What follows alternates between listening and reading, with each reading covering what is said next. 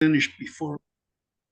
It will be my greatest effort and honor if I can manage it. Okay, Great. we're recording. Erica, please go ahead. Okay, so let's call to order the January 16th meeting of the Charter Review Committee. We should check in, go around and make sure everyone is audible and present. Bernie, Present. Meg, Present, and I can hear people. fabulous, Raphael, Here. Ken, Present. Andy, Here. Dan, Here. and I see Melissa is joining.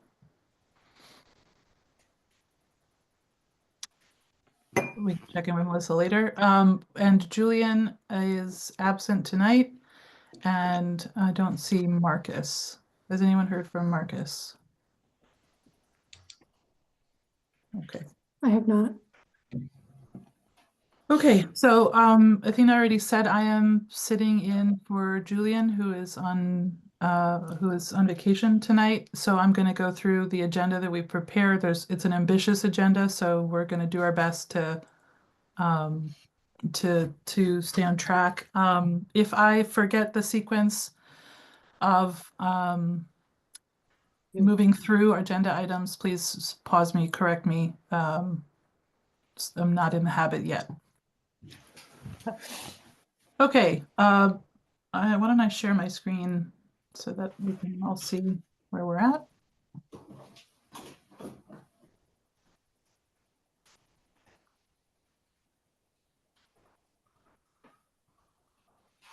Is that visible for everyone? Mm-hmm. Okay. So our first order of business call to order. We had minutes. I submitted the minutes from December 18th, and we can discuss or approve them as people see fit. Right now, Meg, I thought the minutes were extraordinary and have set a high standard.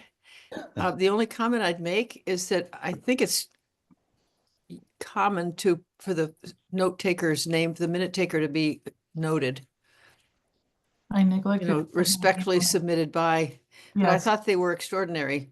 And thank you.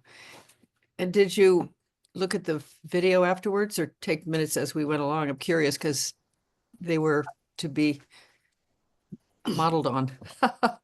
I tried to write fast as we were going through. I did check two things with the video before I submitted them, but yeah.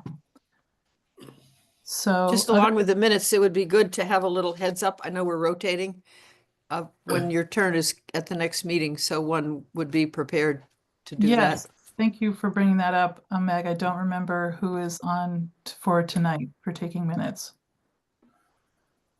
Does anybody have? There's a rotation that we Yeah, I don't agreed have on. access to that list right this minute. And I suggest at the end of a meeting, we remind ourselves who's the following person, so you approach the meeting prepared to do it. Good. It's a good suggestion. Does anyone remember or have access to that list? Let me see if I can. It was Or Athena has anyone who hasn't done it? it was Well- Athena that knew that the day that I did minutes. So unless Bernie can find it, I'm not sure where that list is. Okay. I'm looking. Thank you, Athena. So after Erica is Dan, and then Raphael, and then Marcus.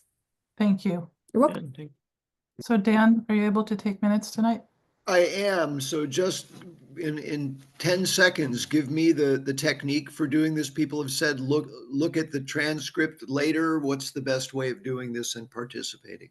I think everyone's had their own technique, but if you can take notes as best you can as we're Okay. moving through, and then Athena can link you to the video if you want to check any word for word or anything you might have missed. Sure. Very good. Okay, on minutes, do we have any motion to approve them? So moved. Thank Second, you, Matt. Thank you, Ken. And we're voting.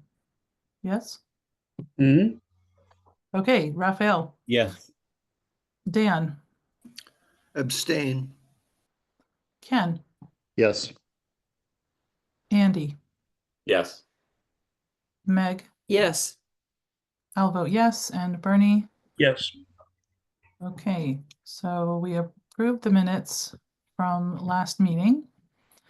We're scheduled to have a period of public comment. I see we've been rejoined by some attendees in our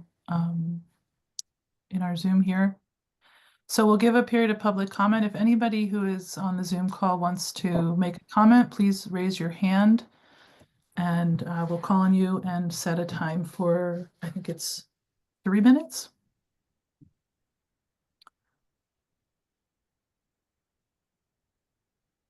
Any of our Zoom attendees like to make a public comment? Now's a good time. Okay, I don't see anybody raising their hand. So we'll move on to the next item.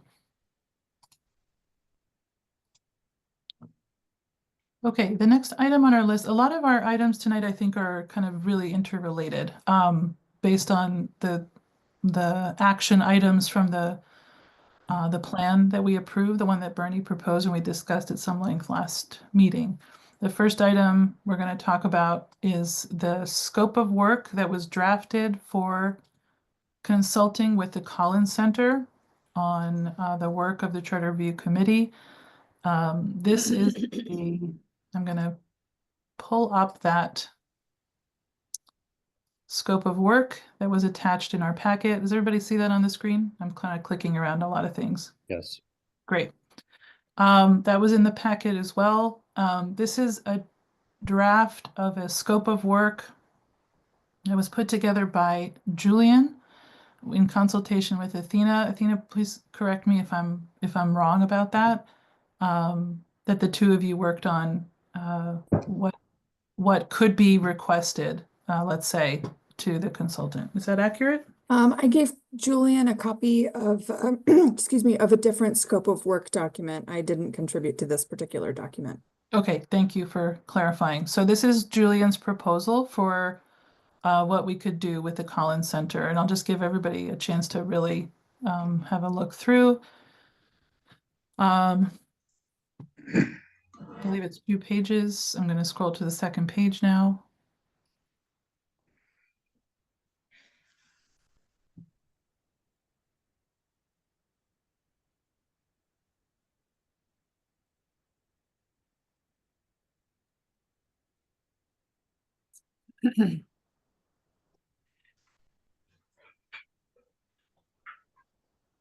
Okay, so let's just open the discussion. Meg? I'm interested in the section on helping us with public comment as a member of the subcommittee on outreach about the timing of when that advice will come, because we're already actively working on it. So I imagine it would be in conjunction with our subcommittee, or they would come in. I mean, we're planning full steam ahead with some ideas, which you'll hear about later in this meeting. So my question is making sure that they're helpful and not sort of starting us all over again with outreach. And it's a little far down in the deliverables. Which section was it, Meg, so I can make it sure it's If you could visible? go to the second page, There you go. it's public engagement number 5. Mm-hmm.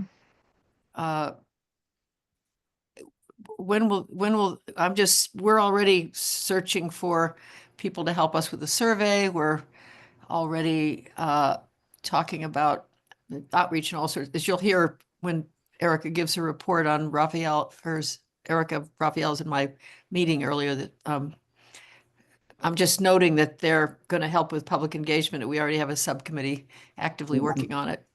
Maybe we should add working with the subcommittee or something, so that we don't want to sort of have to start all over again 3 months from now. Okay, Andy?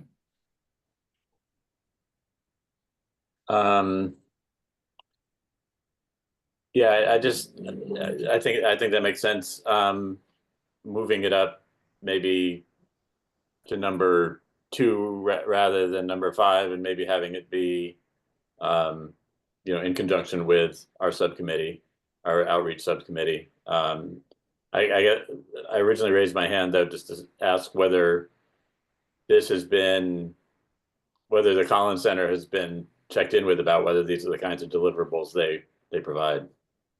And unfortunately, Julian's not here, so I don't know. Maybe Athena would know. I don't know to what extent he actually spoke with them.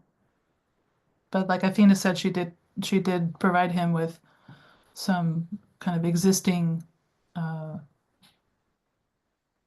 sort of drafts of work that they've done in the same vein.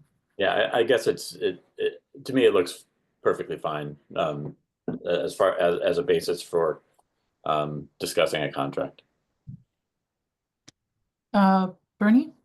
I'm going to respectfully disagree with my colleague, Mr. Churchill. This is unacceptable. We have a Which request. part? Can you be specific, Bernie? Yeah, I'm gonna be Okay. brutal. There's no mention of the committee's charge. Oh, There's none. I mean, we were given a specific charge by the council. And so if we're going to ask for help in doing that, and in getting that charge completed, we should reference it and summarize it.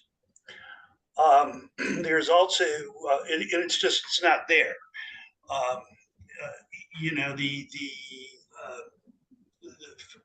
There should also be a mention with the Collins Center, because they helped write the charter, would probably be aware of this. This is a required review that is limited in scope. They're familiar with this, but we're not looking at whatever we report into the council is going to contain so-called minor changes. So I don't see those are important qualifiers that are just simply missing here.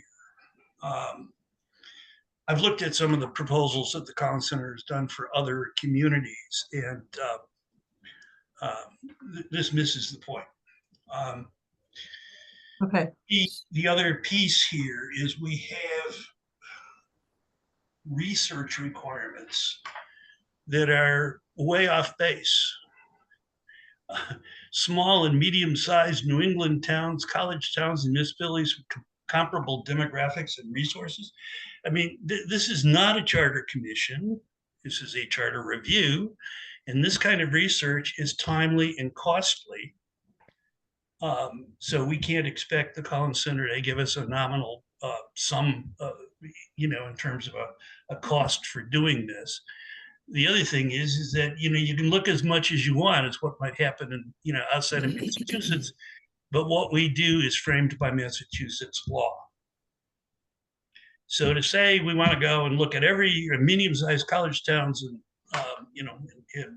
Pennsylvania is wasted. This is, probably a couple of other things in here that are, I think, are disappointing. The fact that the consultant tasks are not clearly delineated. It says that some of the work is going to be assigned to consultants, some to committee members, some to other volunteers, municipal staff, professionals, and town council.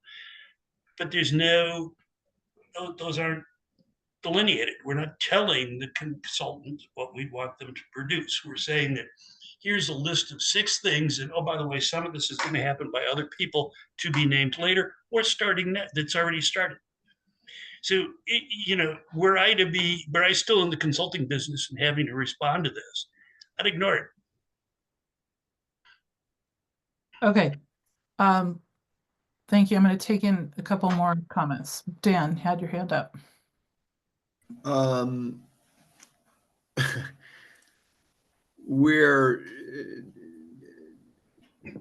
you know, I think Erica said very well, they're interrelated things. I don't know if you anticipated what Bernie said about this is minor changes. This is a fundamental thing that I've raised in the point in the next agenda. So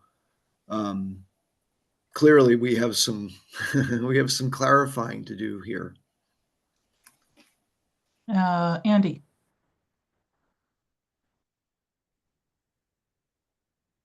I hear what Bernie's saying. But we do have a letter that we put out to the community that said that we would be specifically providing, you know, we would collecting information both for the council to act on itself, and that would,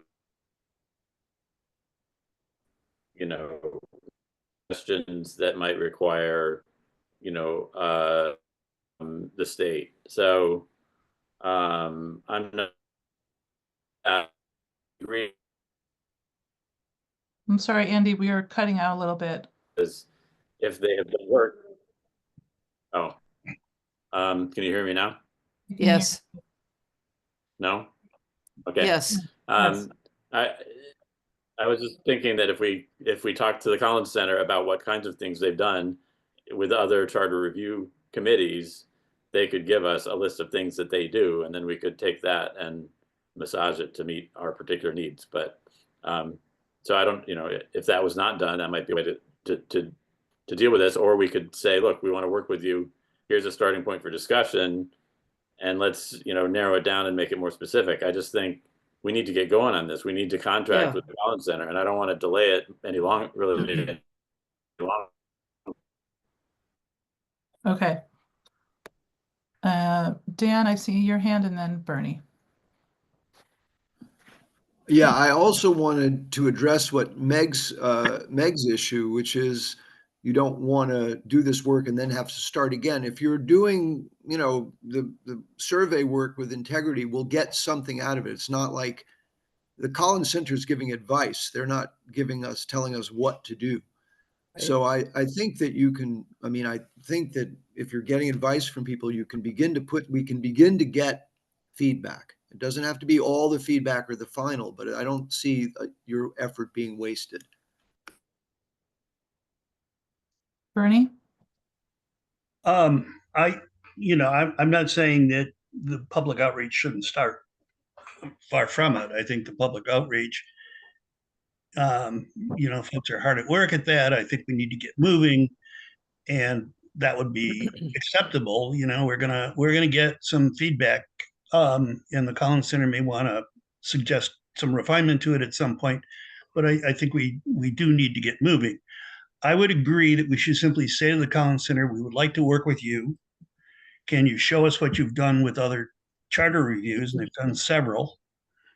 And agree on have a discussion with them around the scope of work and the cost, because we don't have to advertise this. We can have that dialogue.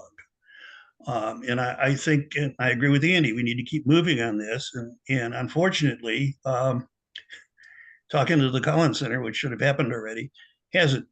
So we need to get going on this. I would just set this aside and ask the Collins Center to please give us some input, give us some proposals, give us what they see as a scope of work here to do the charter review and to assist with outreach. We can tell them what outreach efforts we're already planning and what outreach efforts we've already implemented, and ask them to enhance those efforts, not to duplicate them.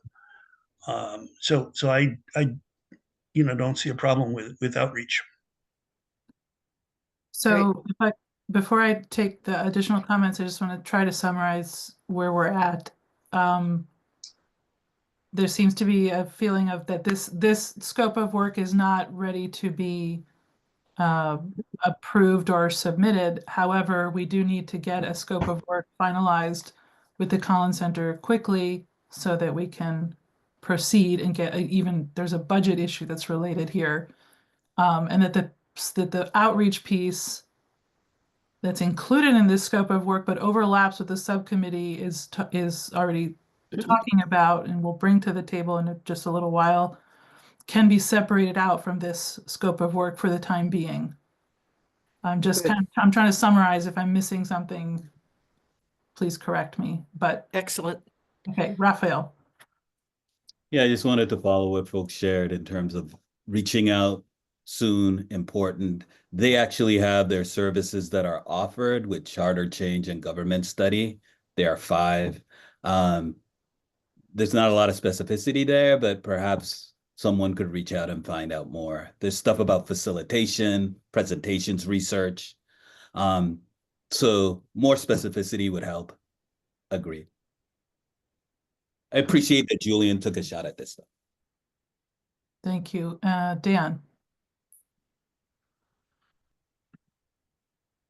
In line with what we've said before, and specifically, someone said, I think it's Williamstown in their charter review report references they're using the Collins Center. So, this is a thread that's run through. Let's look at other things. And I think Andy said, we could just find out their basic things and draws. So here's an example. There's a report that was molded by the Collins Center's advice. We could look at it. Well, Williamstown is a town. So it's not, I've read that report. It's a town. And so it'll differ considerably from what we're trying to do. The Collins Center online somewhere, there's a list of gazillion communities that the Collins Center has worked with, either to draft a charter or to review a charter. So, I think that Mike Ward can readily pull together a proposal for us to look at and review. There are a number of, there's a couple of proposals that I've seen online that I could share with, we can post to the website for people to look at. It's just not new stuff. Okay. Ken, you had your hand up, and then Andy. I'm going to suggest that even though he's not here, that Julian at least has the first right of refusal to be the person who reaches out to the Collins Center, because he's put the time into the proposal. He may still be interested in doing that, and that maybe Erica, you could be the person that gets him up to speed with the minutes as well about what we discussed. I just want to make sure somebody grabs this and moves on it. Yeah. Okay, Andy's comment. I was just going to volunteer that,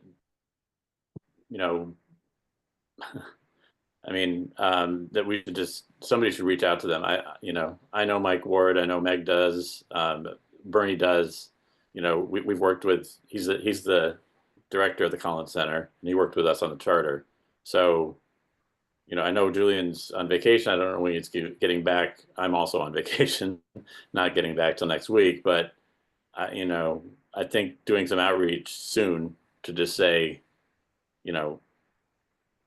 what are the proposals that you've given to other, municipalities on charter review?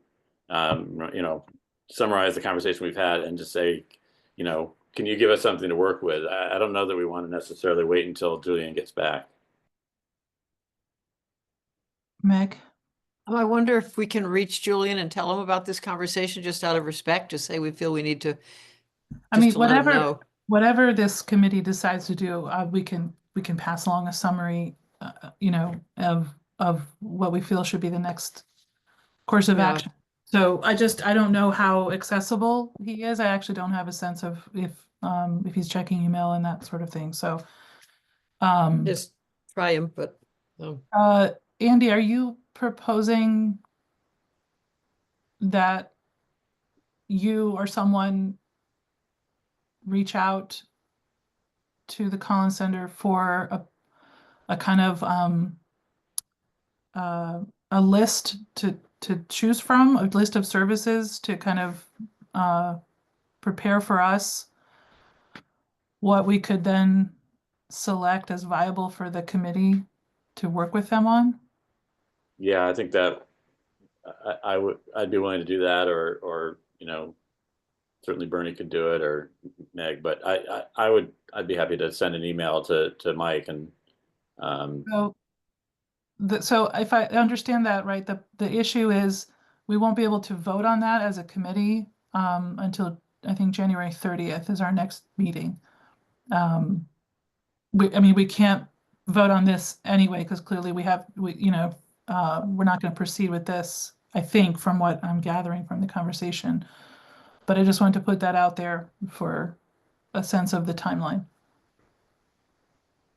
so are you saying that it would be worth reaching out and then getting something back for them so that we could consider it at the next meeting? It's Or my- you think, It's my personal opinion that yes, it is. I wanted to be upfront about the time delay that's involved Right.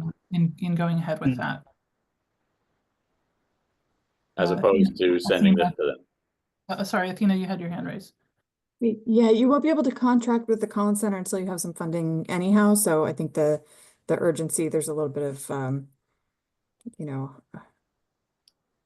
feeling of wanting to get this done, and also that the committee will need to address the budget part of it too before you can shake hands with the Collins Center.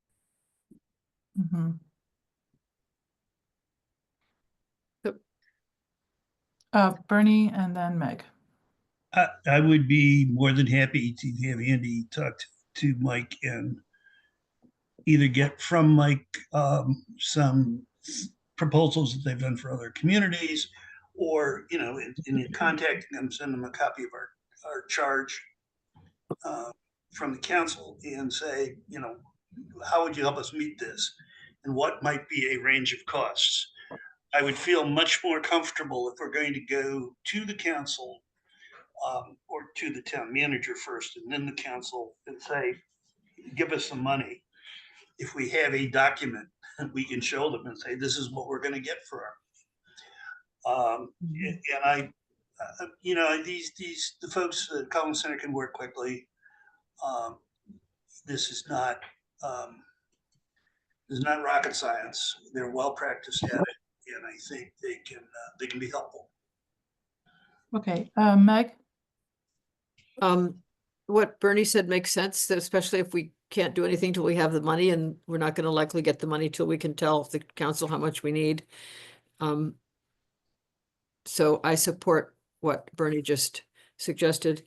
I have a suggestion about missing meetings, but maybe I should make that after we finish this discussion. Yeah, let's hold that for just a minute. Yeah, So do we need to make a motion because this document has been submitted for us to review? Or are we just agreeing to proceed by different means?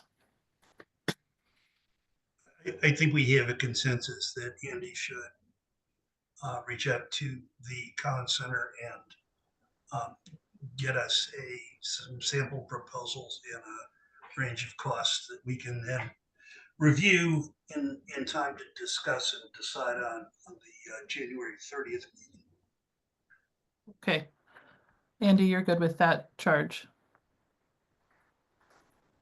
Great. So that's how we'll proceed, and I will relay that to Julian, and obviously it'll be recorded in our minutes.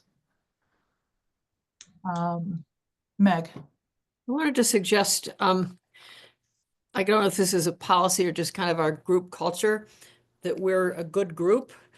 And I trust this, I've come to get to trust the people on it, that if somebody misses a meeting, that we don't expect things to be held up until we are at a meeting. And if we have input for a discussion that we're going to miss, that we give it to the chair. But otherwise, that if you miss a meeting, you miss a meeting. I think we're torn about Julian doing this work and then changing it when he's not here, but I think that's how it is. Dan? Yeah, I mean, I think this can all be accommodated. It's respect to the chair, definitely, but we're also moving ahead with just getting some kind of Yep. proposal so we have something to work with. So I Right. don't think Julian is going to be cut out. And my guess is if he wants to, he can see the recording of the meeting. And yeah, I don't see him being excluded by our moving forward. I think Yeah. that's okay. Okay, so we have a plan of action. We have a way to update Julian. I'm going to say let's move on to our next agenda item, which is a budget request update. And I think that Melissa is here in part to talk about that. Am I correct? Oh, Um,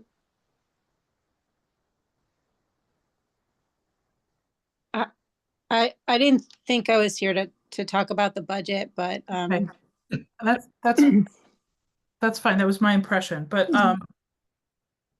The I committee think- budget, not the town budget. well, right, but I mean, like, you mean this budget request that Yeah. that you're submitting with some sort of proposal to the Collins Center is, that's what I thought. yeah, we had a budget request drafted that was prepared by Julian, and when it was submitted, it was sort of the town manager asked for more detail.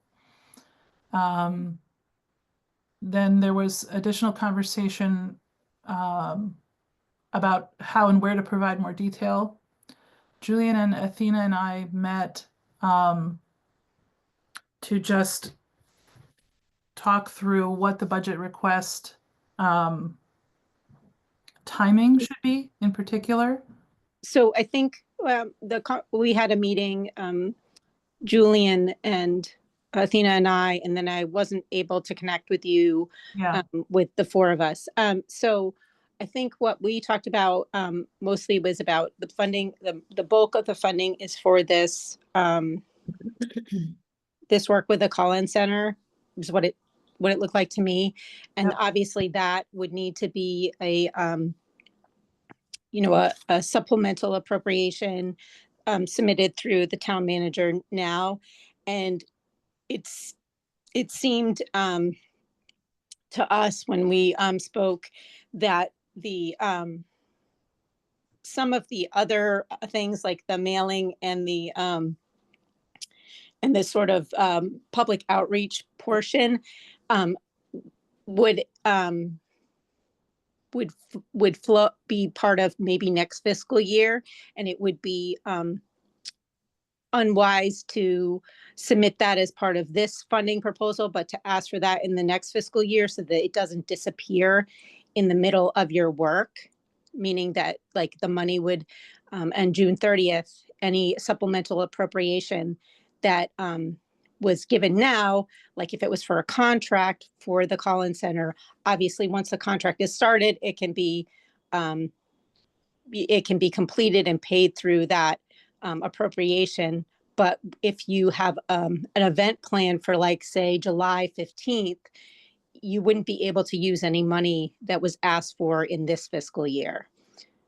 So we were saying that maybe we should talk about what you need to fund for the Collins Center study, and that the other community engagements things based on the timeline that, I mean, correct me if I'm wrong, but based on what I assumed the timeline was kind of laying out to be, would be more advantageous to the group as part of a budget request for fiscal 26. okay. Thank you, Melissa, for outlining that. And I see a couple of comments already, so I'm gonna just take that first. Ken? Melissa, I I don't think you're known to everybody on this committee, Yeah. including. Can you please just quickly introduce yourself so I know, and so the minutes record it properly? Sure. thank you. My name's Melissa Zawatsky, and I was hired as the finance director for the town of Amherst very recently in July of this year, Okay, or thank you. July of last year. Now it's all Right. January already. Yeah, welcome. Thank you, Yeah. Ken. Melissa's holding up well. And Andy, you had a comment. Yeah, welcome also, and you have you have a big job to do, and we appreciate it. I just wanted to say that I think you might have heard that the outreach committee is already meeting to talk about outreach, and it's my personal hope that we can do the majority of the outreach in this fiscal year, that we would actually be between March and June, Mhm.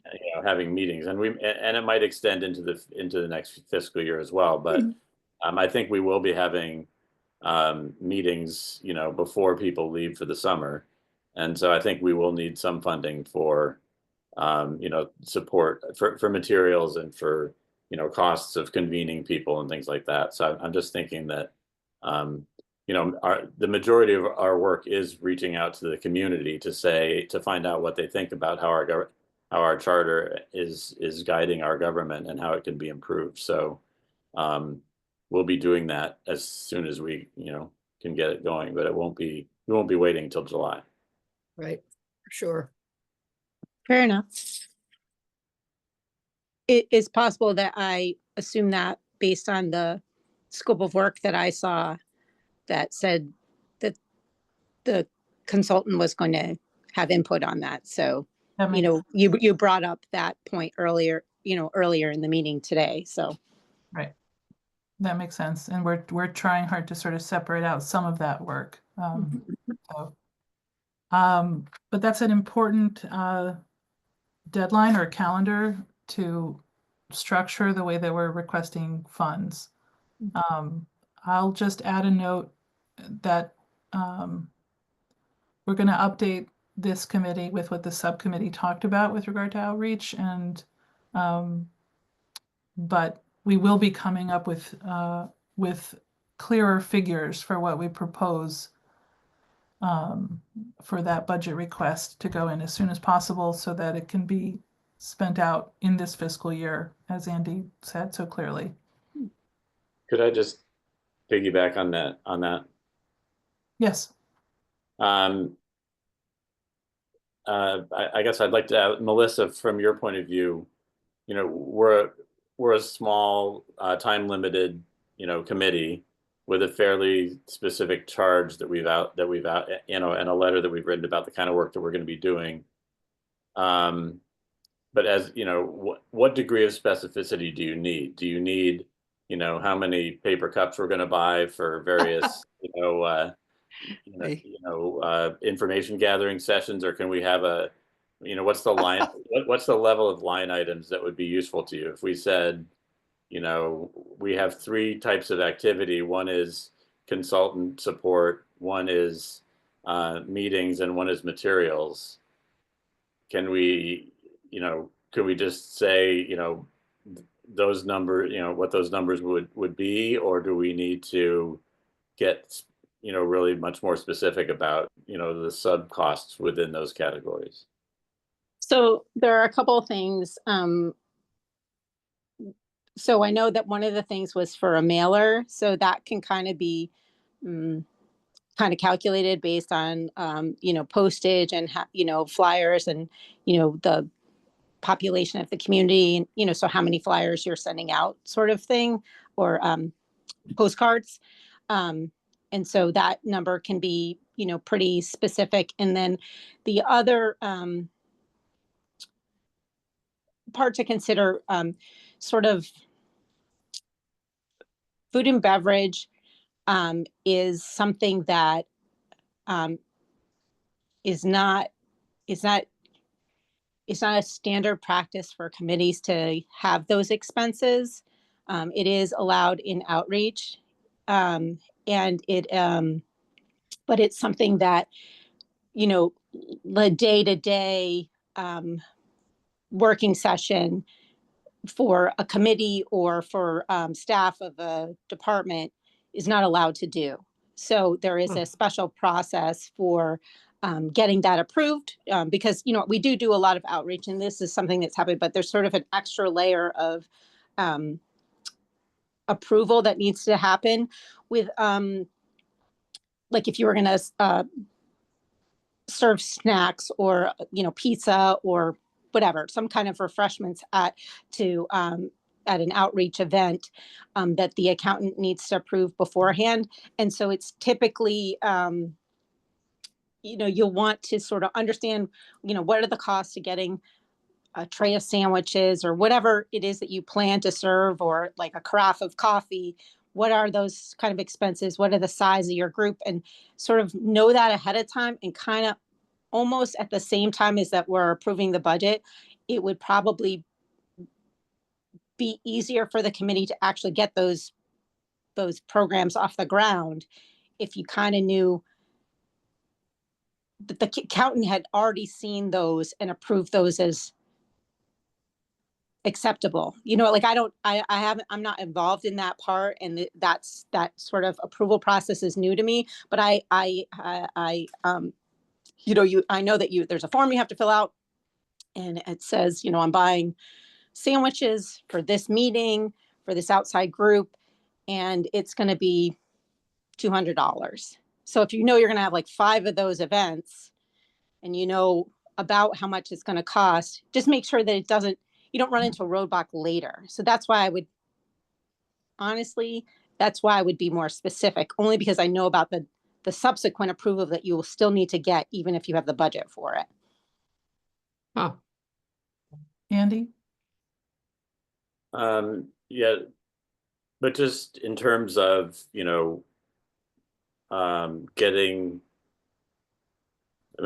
know that we will need to get approval to buy specific amounts of food and materials, whatever, for outreach meetings. But we don't know exactly how many meetings we're going to be having yet. And, but we need to, we don't want to delay having a budget unnecessarily. So, if we could just say we're going to ask for $30,000, and $20,000 of that is going to be for the consultants, and 5,000 of that is going to be for materials, and 5,000 of that is going to be for outreach supplies, including food. And we will get the permissions necessary for the specific meetings that we end up planning. And we won't overspend those categories. So we'll just make that work. It's really small amounts of money on the scale of the town. But is it possible that we could, get that approved so we can get the funding moving, so that when we get the consultants ready to go and we get the meetings ready to go, then we can go, for the meetings in specifically, we can go to the accountant and say, here's exactly what we're going to buy. We want to take that out of our $5,000 for food. Could we go in that direction, or do we have to have the exact number of meetings and the exact type of food figured out before we can even submit the budget?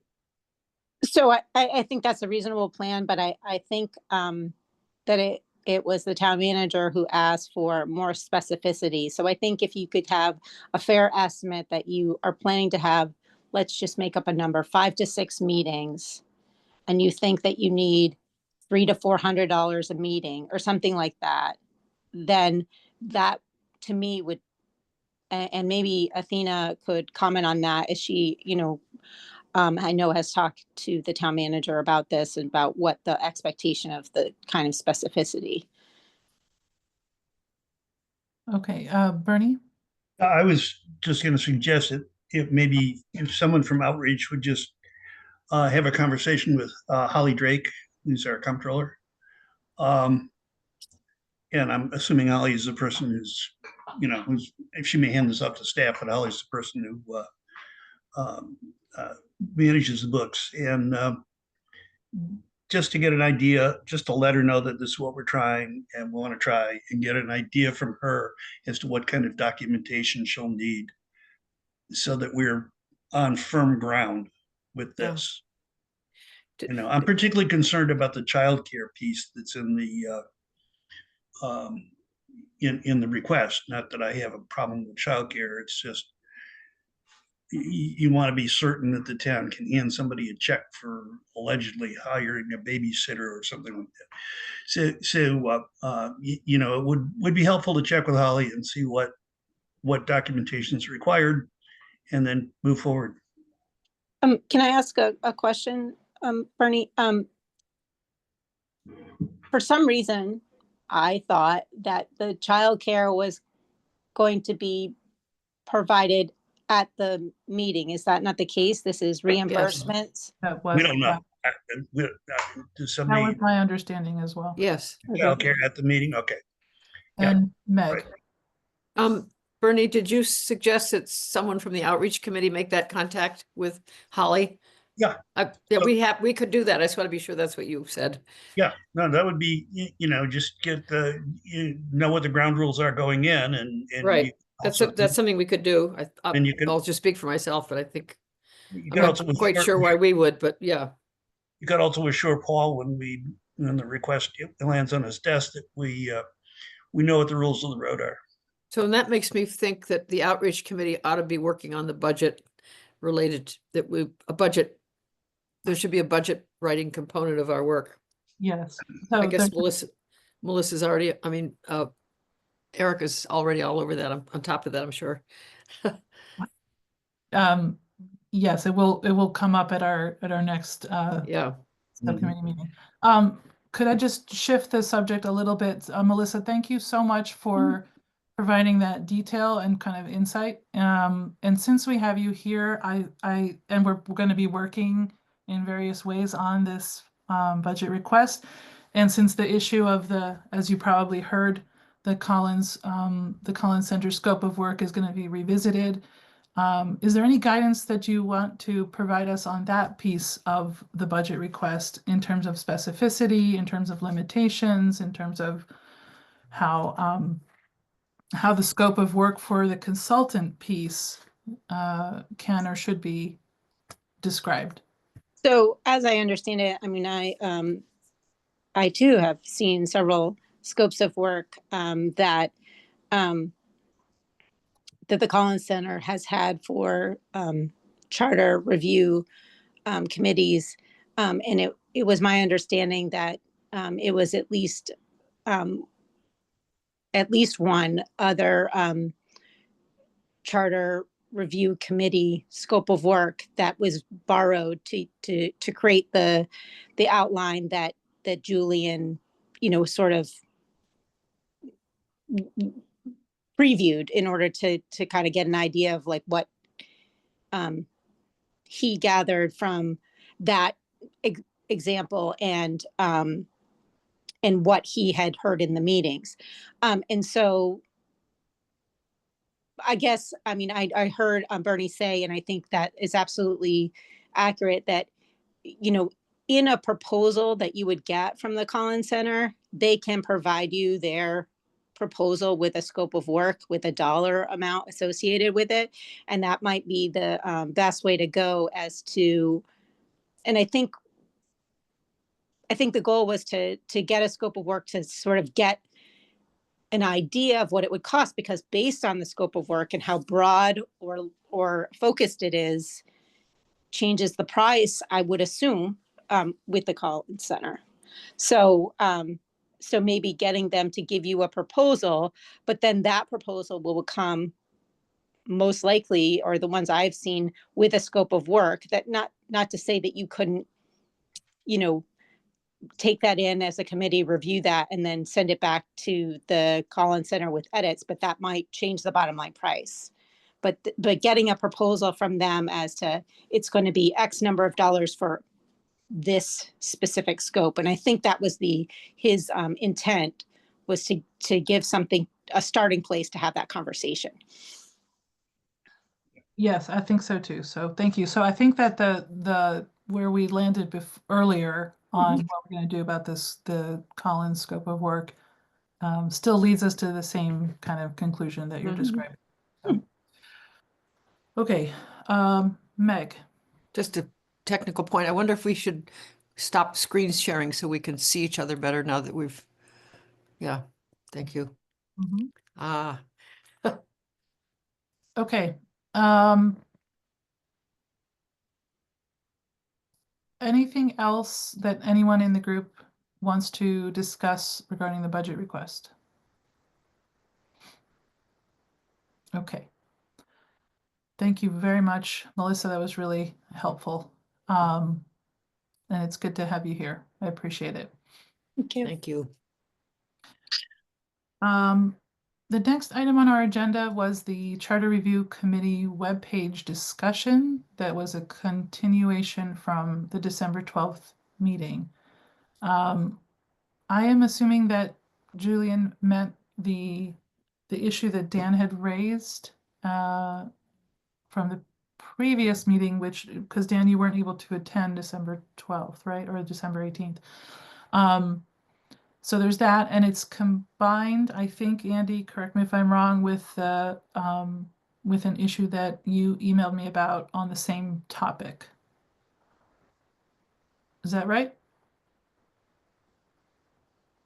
Yes, I talked to, or I emailed with Julian, and I had some summary materials of the charter that I had created and Meg had edited, and we had submitted for consideration. Julian thought that those might in some ways overlap because they might have something to do with the website. So I'm happy to piggyback on that just to be on the agenda, but I'll go after Okay. Dan. Okay, so let's have Dan, I'm going to put up the, I'm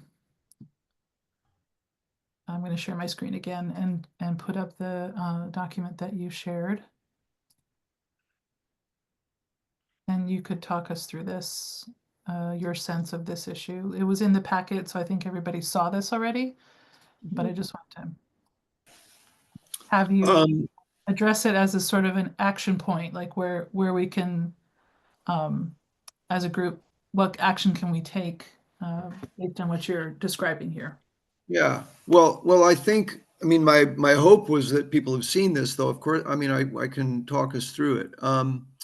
You know, in terms, I think we have Yeah. seen it. I don't think you have to start. yeah. So, you know, I have to say, I think I indicated this in the email. I'm more concerned about the ideas than the website itself. I mean, we could vote and say, is the website itself worth our time? I mean, I think there are reasons to say it is, but I also think we have a lot to do. So maybe can we take a sense of the committee without a formal vote? Do people think the website deserves our attention? Is that show of hands? How should we do that? Does anyone have an immediate comment?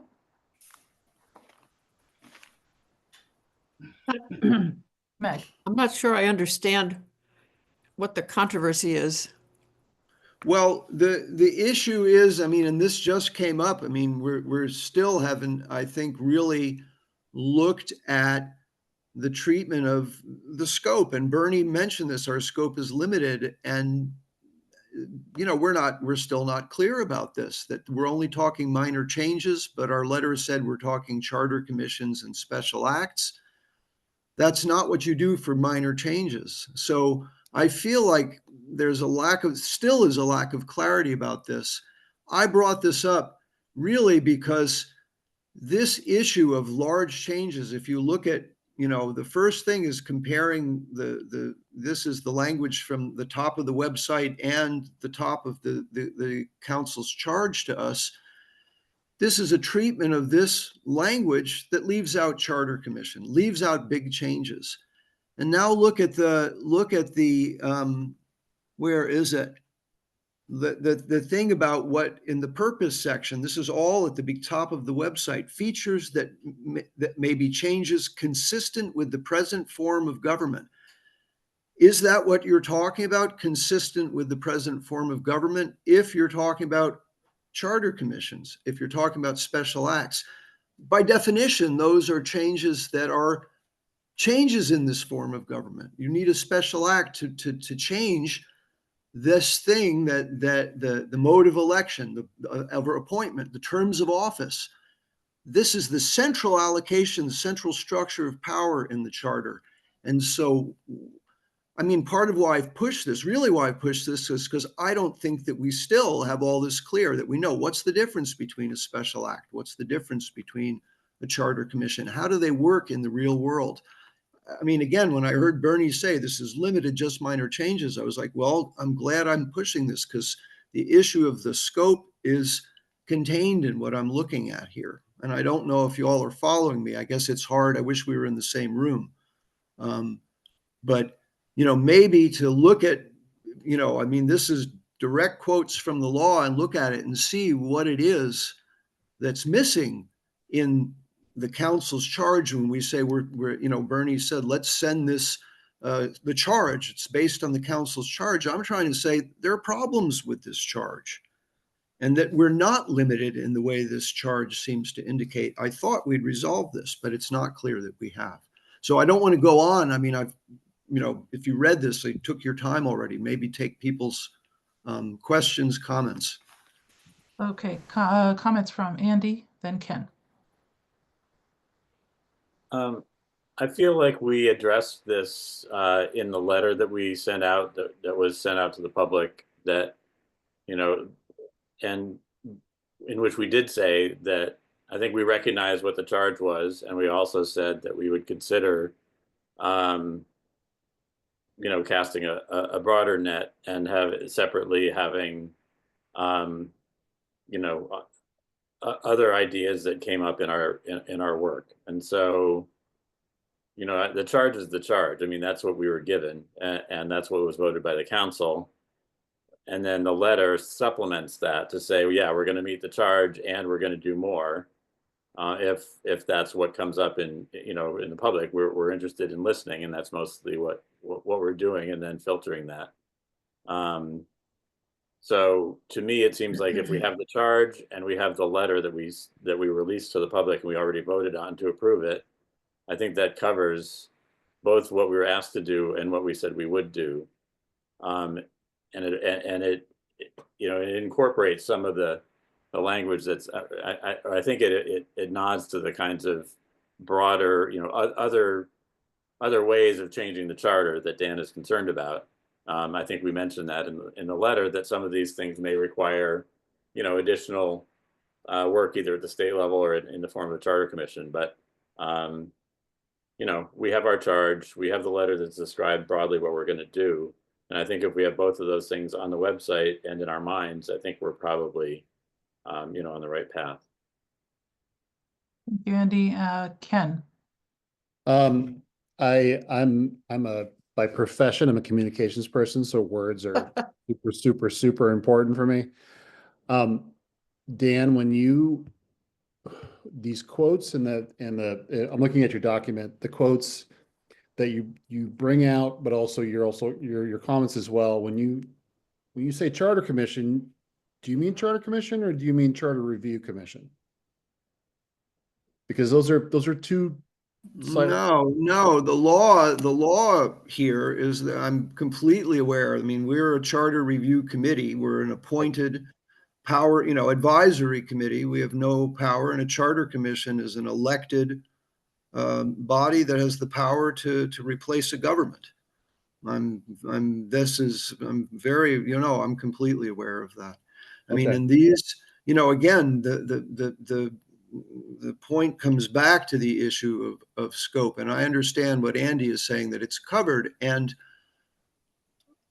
to be very blunt, I don't think it's actually consistent. This is really the central point. It's not consistent with state law for the town council to say this is limited in scope. I don't think that's really my point. The state law says, and the Constitution says, just what it says in 9.1. This charter can be replaced, revised, or amended via any of the three means. If it's in the charter, the council has to conform to the charter. They can't say that it's limited. The Constitution, 43B, and the charter say you can change this, including replacing it, and there's no time limit on it. This is really why I'm driving this home, because it isn't, we have the charge, we have to accept it. I'm questioning the charge. That's really what I'm doing. And I'm certainly going out on a limb here, but that's why I really want to look at this. Let's go back to what's on the page there. This is what the council has put. It's in the first line of the charge from September 11th of 23. And it's the same words are right it's the first thing mentioned on the website in that purpose section. Okay. Can't be used to, I'm asking really that the issue is that this is a charge that is left out the issue of major change, both in its deletion from this quote and in this thing about saying it has to be, it's consistent with the present form of government. Again, The website, we can leave. The charge, that's the council's business, but I guess I'm really driving home the point of looking at the law that for us to say, well, that's the charge, so that's what we're doing. The charge isn't consistent with the law. Okay, That's really what I'm I'm saying. gonna, Ken, were you done with your comment? I think so, yeah. Okay, Bernie and then Meg. Okay, long ago, far away, I said, we need to meet with the town attorney and have our role clarified. We haven't done that. To me, there's no contradiction here. The periodic review piece that's in the charter is pretty standard in town and city charters throughout Massachusetts. And it functions under a specific piece of the specific statute. And basically that says you can make changes in the charter that, given a 2/3 vote by the council, can then be submitted to a referendum vote. Okay, that's the process that we're operating under. Those processes, that section of the statute says you can't change major elements. In other words, you can't change terms, you can't change numbers, you can't change the form of government. To do that stuff, you need to change form of government. You need to have a charter commission, which is a whole other kettle of fish. And Dan, I went through and looked at some of the stuff that folks had said when they were applying to be on this committee. You yourself said this is a limited scope of work and that you were willing to live with it. So we know that. And I think this can be clarified if we insist on it. I think Attorney Goldberg can clarify this with a simple letter saying, yeah, the charge is valid. And that'll be that. There's no contradiction here. The law is a mini splintered thing. And the reason why you have attorneys, by the way, is not to read the black letter of the law, but to understand how it's been interpreted by the courts. And I really don't think for a moment that the council has gotten this off on the wrong foot. It's a pretty standard process. It's embedded in most charters in the Commonwealth. Where it hasn't been embedded in the charters, the Collins Center has recommended that it be embedded in the charters. And what we're doing is we're looking at what we have in front of us, the form of government and what's working right now, and suggesting improvements to it. Okay, Bernie, I'm gonna pause so we can take other comments. Thank you. Meg? Just briefly, I think this is a difference of opinion that we resolved already. So underscoring what Andy said, we've said over and over, and particularly in the letter that was in the newspaper, said that our primary job is to listen, not to screen or to tell people they can't say certain things, but to listen, to tell them what they can see the scope, the charge, and we'll decide based on what we hear how to respond and what to recommend. And we're not limiting what we're willing to consider, but we're going to listen and hear what people have to say. And if things are difficult to do, but let's imagine there's some overwhelming opinion of something that's difficult or requires a dramatic process, we're going to report it. That's all. We're not going to, that's our job, is to listen and screen and sift, not report every single comment we hear, but to report the trends and the consensus, the general ideas that we're hearing, whatever they are. Seems like we've had this discussion, and I just think we need to get going with doing that listening. Okay. Start listening. I'm interested in creating a logo, which you'll hear about later, with something that people will say, oh, that's that committee that listens. Like, I don't know if it's somebody with, I don't know. I just think we need to put it out there that we want to hear what people think. Okay. Thank you, Meg. Andy? Yeah, I think I'll just say I agree with Meg, who agreed with me. So I think we've said that we will listen and that we will meet the charge that's been given to us, and that we will go beyond that charge to list other things that we've heard if we hear them. Ken, your hand is still up, but I think it's from before. Is that right? Okay. Dan, Yeah, I mean, there's a lot of agreeing and some disagreeing going on. I thought it was resolved too. I mean, I had brought this up a month ago. And as I said, you know, the reason I thought about the website is, should the website represent us? Well, if what we're doing is saying we're going to listen to anything, and if it involves a bigger change, we're going to report that, that's going to be part of our recommendations, then the website doesn't say that. Again, if it doesn't match us and we don't care, that's fine. But that I hear, I mean, to say the issue is settled, but there I just heard Bernie saying, and I have to say, Bernie, not against you, but you're simply, you're not correct about the standard form. Look at Cambridge's charter review. They say openly, this recommendation would require we replace our charter. It's on the table of what they considered. Saying that no, they only looked at minor changes, Bernie, isn't true. Watertown had a process. Their biggest thing was about, should we have a manager or an appointed manager or an elected mayor? It was the central political conflict in the town. They took it on dead on and talked about 43B and said that just means if we were to act on this, we'd need a special act. You're saying it's limited, and you're saying that you would submit this to the Collins Center, that this is our charge. That's it. The issue has to be settled, because you're talking about already about soliciting a budget based on a charge that we're saying that we're not limited by, so that there has to be clarity about this. And I really, I mean, maybe do we need to vote on it? I mean, I thought we did. I thought we put in the letter, Charter Commission, Special Act, Council Act. That's our scope. Do we need to have a vote so this issue of no, the charge is limited and that's all we're doing, so that goes away? Because it really does have to go away.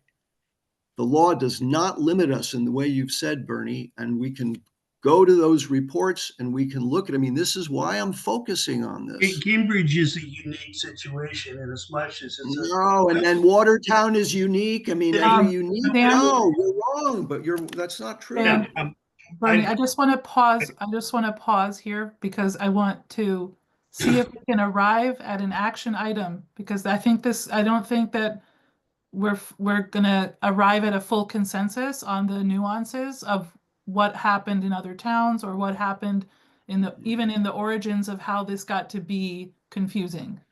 So is there a translation here at this point of even based on our differences, is there something that you want to propose, Dan or Bernie or anyone, about how to move forward? Is there some action item? Is there some motion someone wants to put on the table? And before I bring that finally back around, Andy and Raphael, a final comment.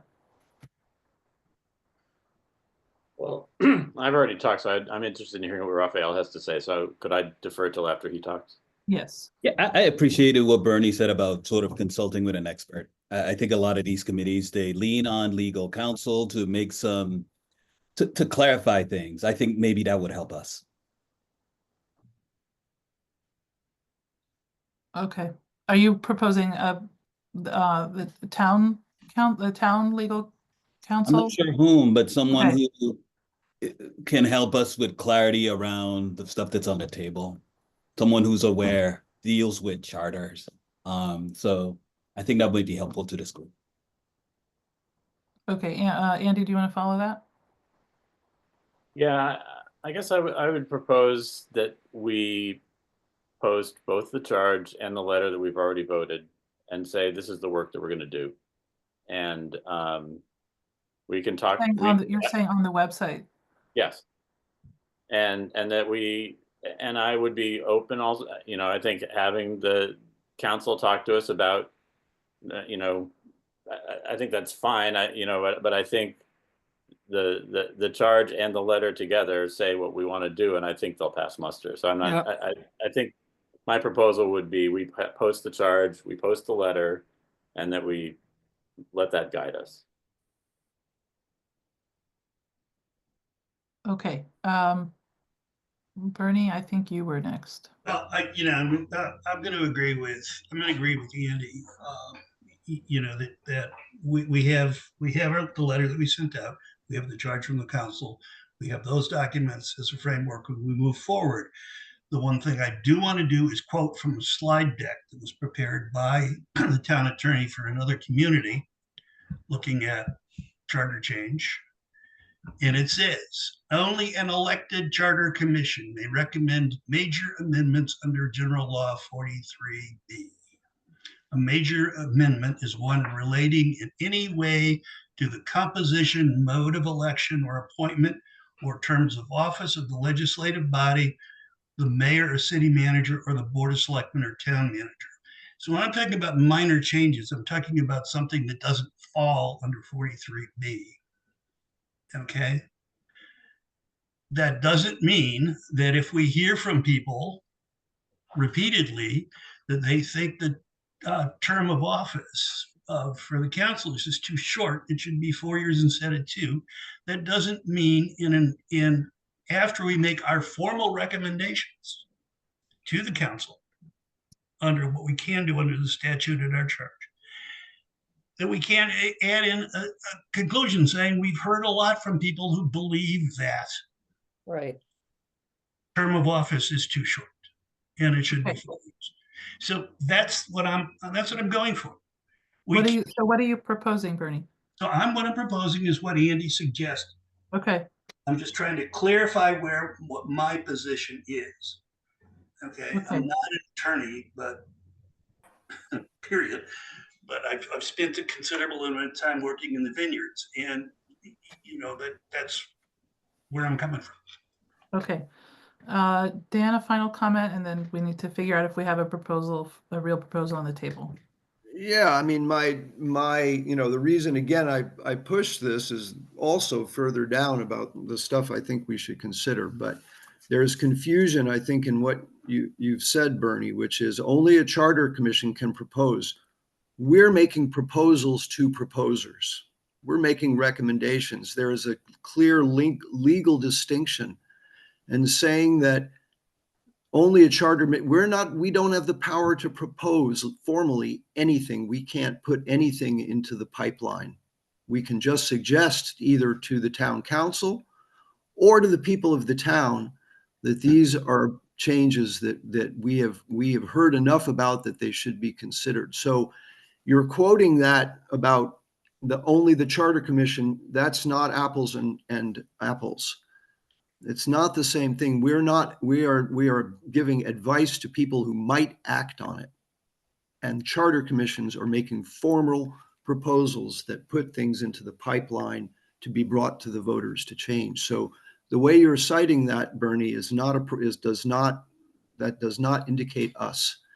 And I think that isn't clear. I'm fine with letter, again, and I think it's worth it to happen, because here it is that where I think a bunch of us thought this was resolved and it wasn't clear. So now if our clear scope, we can vote that our scope is what we put in the letter, which includes what's in the charge. Maybe this is having a clear vote about that on the record is we'll put this issue away. That's fine with me. Okay, so given that Andy has proposed putting both descriptions on the website, one of those being the letter, and Raphael has also proposed seeking legal advice, is there a motion on either or both? So I think we need to vote. Meg. I move that we put the letter on the website, and that's all we do. I think we don't disagree very much, and we need to move on. And waiting for the lawyer, I just think that would extend this discussion. And basically, we've agreed, and seemed like we've addressed this. We're going to listen to everything we hear. There's a motion to put the public letter on the website. Second, so that we can discuss. Yes, Andy seconds. Go ahead. And I assume the charge is already on there. So would it be a friendly amendment to say we will post both the charge and the letter, and that those two would, the letter includes the charge, but I think the charge is important since it came from the council. Friendly amendment, except it was a big question, who looks at the website, but we're not talking about that. Okay, so that was a motion. So that's been seconded. There's a comment. Athena, you have a comment. The charge is on the website, and I would just ask the committee to make a request to put the letter on the website rather than vote to put the letter on the website, because the committee's not going to do that itself, but I would offer that. Okay, as a I slight accept that change amendment your to my charge. proposal. Thanks. Yeah, it was a motion towards a vote when it was a slightly different scope of work, so to speak. Okay, so we're formally asking that the letter be posted on the page. Is there anything else we need to say on this item at this time? I think you need a vote. To request of you? Yes. I Okay. think that's. Let's all There's a vote. motion, you should vote your motion. Okay, we are voting on the motion to officially request that the letter that represents what we are doing, that was already agreed upon as a committee, is going to be posted on the website. Bernie, Yes. Meg, Yes. Andy, Yes. Dan, Yes. Ken, Yes. Raphael, Yes. and I also vote yes. So Athena, we are asking Thanks. officially. I'm posting it right now. Thank you. Wow. Look at us getting things done. Okay, Thank you. our next item on the agenda, it is 10 minutes to 8 o'clock, by the way. Our next item is, oh, Andy, I just wanted to circle back because there was another piece of this that you had brought up.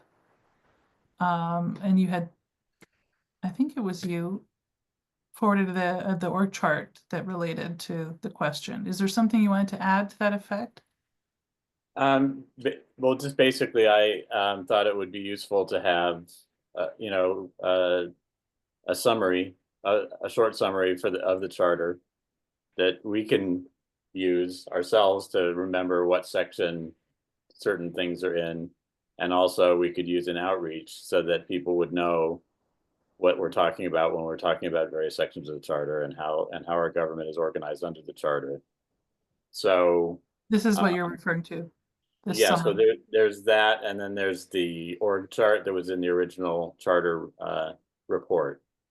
Both of these documents I'm previewing here are in the packet, so. Yeah, so they're both in the packet, and this one I think is pretty, there's dotted lines and there's black lines, but I think in general it's pretty clear what the intent was and how things are organized and who, appoints whom and so on. So I think that's a useful document, and maybe the two of them together would be a 4-pager. The other, if you could go to the other one, the charter summary. This one is, I started out hoping that I could do a 1-pager, and there's just too much in it, but at least it's organized by article. And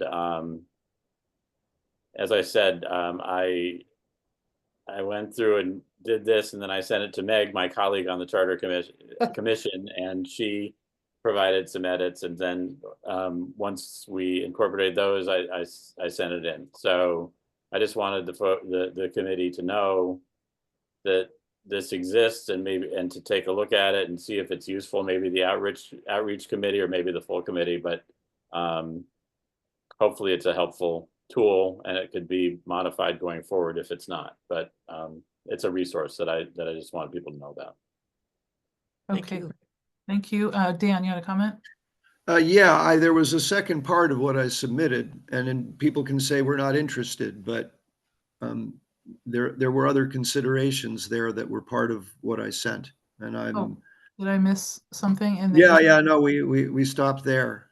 You know, and really what motivated me in this is that we sent this letter, and it says some would take a, you know, a special act, some would take a charter commission.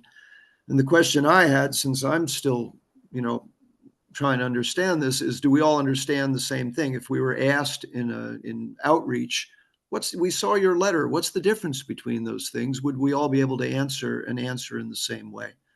So it seemed to me like a thing that was worth, you know, this is the bottom part of the, yeah. So again, you know, what we're talking about is the law, and law is about, there are different aspects. It's about power. And one of the things is, well, how do you access that? And so this is a level of things of thinking about what we're dealing with. This is a thing that interests me, that I think if you're going to give advice about law, understanding it as thoroughly as possible seems to me like that's our responsibility. So, you know, I have made a list of things that people think they're worth. I've proposed we think about them. If people don't want to, that can be dealt with immediately. We can say, forget it. But I do think that I want to draw attention to this.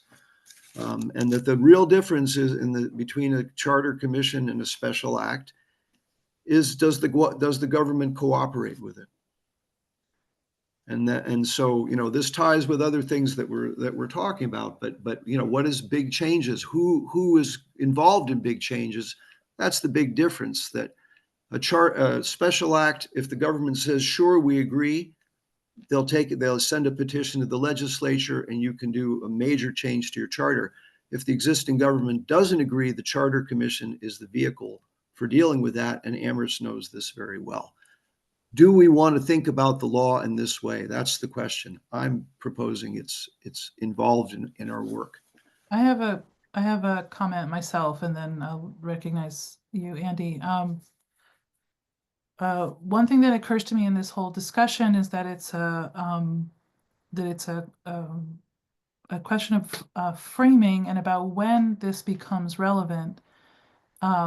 This particular issue about what kinds of recommendations or proposals, or the parsing of which is which, and what constitutes a big change, and who is the committee properly charged to make a proposal versus a recommendation? All that entire body of questions seems to me like something that we could take seriously and reconsider later in the stream of our work, when we're sort of consolidating what we've heard and organizing and filtering it and preparing it for its next phase, which is to be submitted.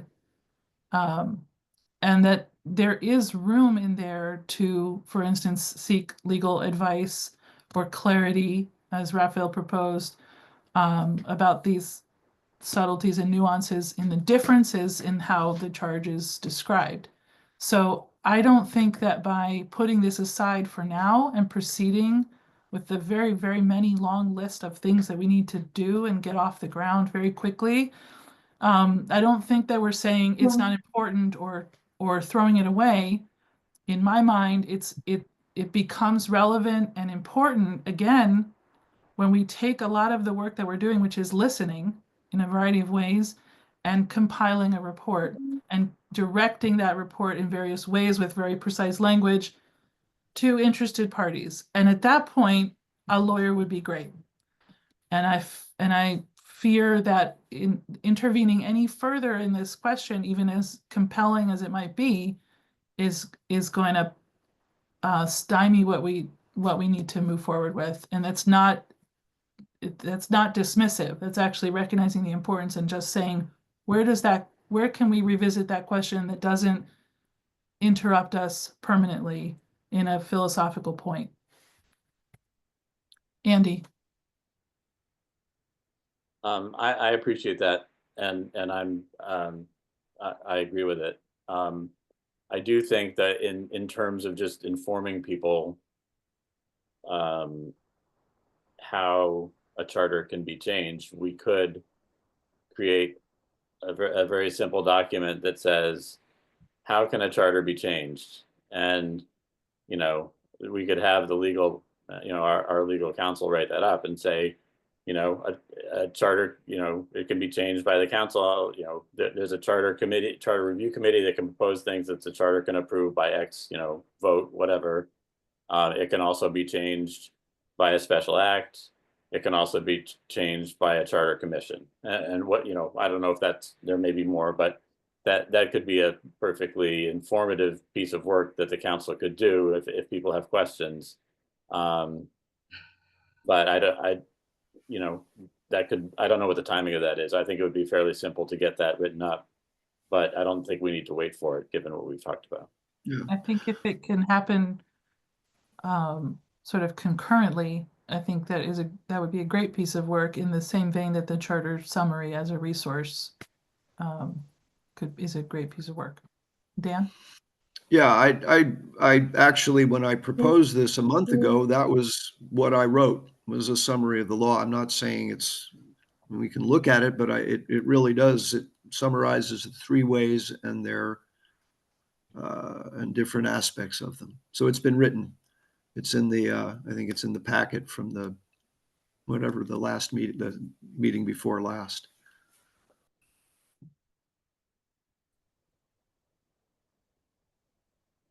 Okay, Andy, is your hand still up or? Yeah, I was just going to say that I appreciate Dan raising the issue. I think it'd be, you know, more bulletproof if we had a lawyer write it out. But I think that he's essentially outlined it, and now if we had a lawyer just give us, you know, legal language that says exactly what the law says about how each of these work, I think, you know, I'd feel comfortable with that.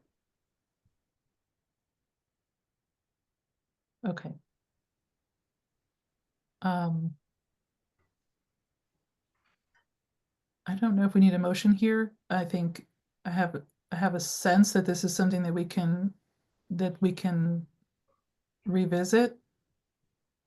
We've made one action, which is to share publicly on the website. I'm not sure that we need another immediate action, given what we've just discussed. Raphael? Yeah, appreciate circling back around to the legal expert. I think part of our charge is to understand home charter, and it's clear like there's some disagreement here. I don't want to dismiss Dan's concerns. And though people might share reasons why they believe one perspective or not, having someone that's an expert in this space could help us all. I think it's been a long conversation. I think I would not want to dismiss Dan's concerns, but have someone who's knowledgeable, expert, can advise in play would be helpful. Okay.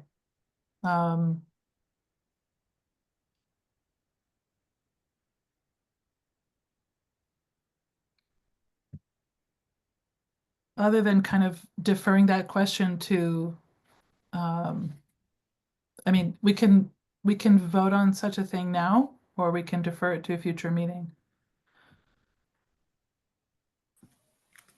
I haven't heard a specific motion. I could make a motion. Okay. I would move that we request town legal counsel to write up a short summary of the various ways in which a charter can be changed for use in informing the public. I would second that. Shall we vote? Ken? Yes. Raphael? Yes. Andy? Yes. Meg? Yes. Bernie? Yes. I'll vote yes, and Dan? Yes. Okay. Folks, before you move on, I'm writing up this request right now. And I want to make sure that it captures what you want it to capture. So if you don't mind me just, Erica, if I may. Yes, of course. For a second. The Charter Review Committee voted to request a legal memo with advice on different methods of changing the charter. You say a description of different ways? Yeah, it's not necessarily advice that I might characterize it as, but like a concrete description. With the description of different methods of changing the charter. Within the framework of, I can't remember the statute. Mass general law. Thank you.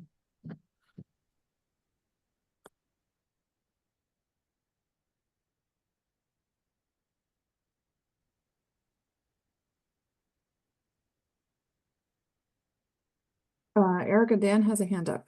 Oh, I'm sorry. Dan, please. That's okay. The only thing is, I mean, I think Andy's original point was something for outreach to give to people. So what we want is a lawyer who actually writes in a way that people can understand, if I've understood your point, Andy. And those definitely aren't necessarily, those aren't necessarily the same thing. So did I understand what you were suggesting, Andy, correctly? Yeah, I think it's give us a description of the different ways in which a charter can be changed. Yeah, but with the clear that the purpose of it is for people that aren't lawyers, that it's not a legal memo, but rather this is a layman's explanation, right? It's written for public consumption. It's what, I mean, I don't know if you can specify that, but we're asking them for it based on their expertise. Their expertise is. I don't think we Do lawyers write that way? No. Or is it- Athena, do you have enough to go on? Or Bernie, you have a comment? Yeah, I'm looking at Attorney Goldberg's slide deck that explains charter formation and review. And there's 2 slides here that would meet, I think, our requirements. And I'm confident that she is capable of putting those into a letter in a way that's eminently readable. I've worked with a number of people on staff at KP Law, and they all write well, and they all understand that you're writing for public and not for a journal article. Would the committee like to invite a member of the KP Law team to their next meeting or to a future meeting? So if there are questions about that memo, they can be answered. Would you like to make that part of this request? Raphael? I think I would. I don't know others feel. Are there objections? No, Okay, I'll include that request. Thank you for letting me interject. Erica. Thank Thank you, Athena, for taking note of all that. Okay.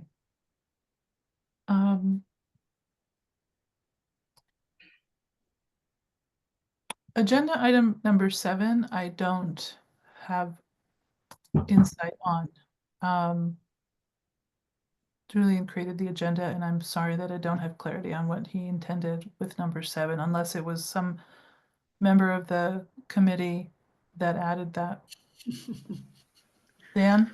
Yeah, it's me, the troublemaker. I really intended it not as I have things to say, but more as a question. I mean, you know, the charter, the replacement of town meeting was a divisive thing where, like every other human community, we have divisions in us. So to what extent is there any way in which we should, or how should we acknowledge that proactively, or should we just say the past is past and we can proceed as if it's settled? What's our philosophy of dealing with hard things from the past? And again, I don't want to talk. I ask that as a question of you guys. Ken, and then Meg.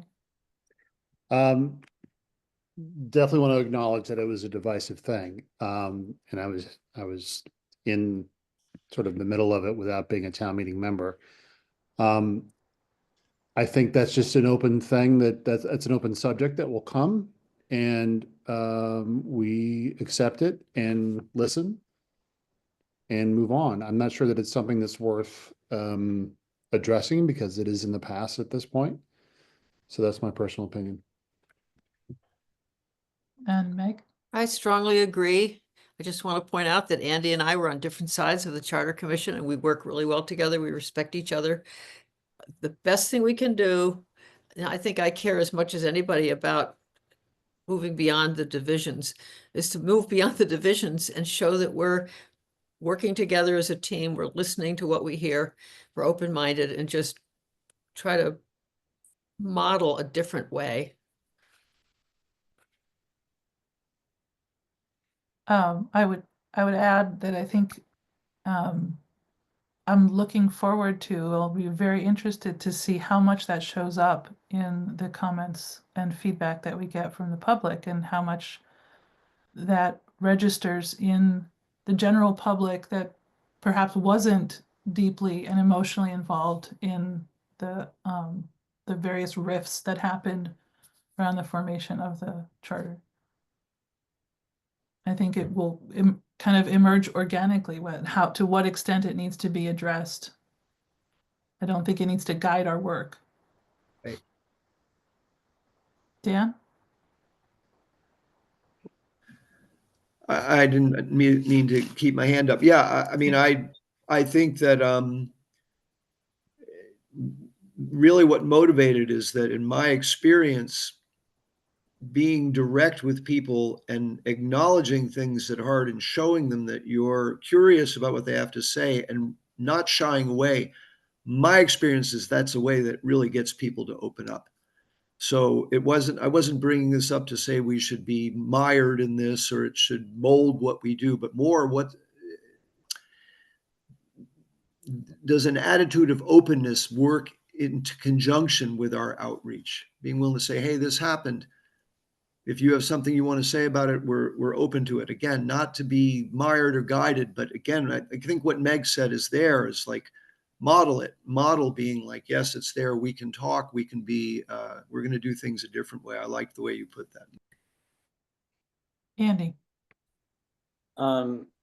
Yeah, I would want to stay in sort of inquiry state of mind that I don't know the degree to which the entire community is divided versus, Right. you know, a certain number of, you know, partisans who were. And so I don't want to tell everybody that we're divided when we don't know how divided we are. So I guess I'd want to, I think Erica's point about, I'm very interested to see how much that shows up. And I'm committed to being very open to whatever comes in. But I don't want to, you know, just lead with the idea that we're divided. So I think we should understand that there's going to be a range of opinions and that we are open to hearing them all. And then we can assess the degree to which, you know, there's consensus on certain things that need to be changed or whether that's, you know, those are just, you know, a minority of viewpoints. So. Bernie? I was just thinking back to when Palmer changed its form of government, got rid of its town meeting. That battle went on for years. We saw nothing like that. And I think it's, you know, I would agree with Andy, with Meg.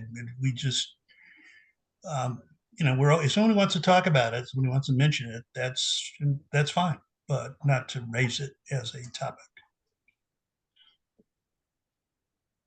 Okay. I'm going to move us on to agenda item 8, members meeting assignments with elected officials. And Meg? I want to just look at the agenda, and I know we want to stop at 8:30. Do we want to, I wonder if we want to hear the outreach subcommittee update, because being on that subcommittee, we're eager to get some feedback from people to proceed. But I'm happy, if we think we can do both 8 and 9, let's keep going. I just noticed how much time we spent on this last discussion. We've got 20 minutes left. Yeah. Unless we're going to keep going until until we fall down, but I like it that we expect Bernie, to end at 8. Bernie, I think you submitted the materials Right, for it's this it's agenda promised, item. yeah. It's promised, and I can try to do this really quickly if everyone is in agreement. You've had a chance, I think, to look at the list. What I did was take a list of create a list of current and former counselors, and then current school committee members and current library trustees. And it's a pretty substantial list. And then we just down through alphabetically assigned committee members to talk to Great. one or another.